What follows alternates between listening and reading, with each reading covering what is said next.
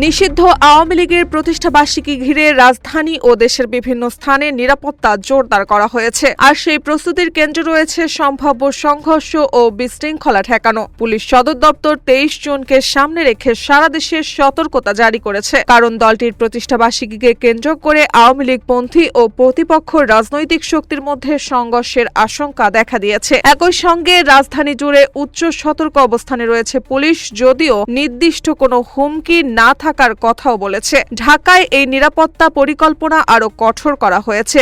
DMP 18,000-এর বেশি police সদস্য মোতায়েনের পাশাপাশি 200-টিরও বেশি বিশেষ পিকেট ও চেকপোস্ট বসানোর ঘোষণা দিয়েছে, যাতে নগরে প্রবেশ পথ সহ গুরুত্বপূর্ণ স্থানে কড়াকড়ি নজরদারি থাকে এবং কোনো অপ্রীতিকর ঘটনা না ঘটে। একই সময় সারা রাজধানীকে নিরাপত্তার চাদরে ঢেকে ফেলার প্রতিশ্রুতিও নেওয়া হয়েছে বলে জানিয়েছে স্বরাষ্ট্র মন্ত্রণালয় সূত্র।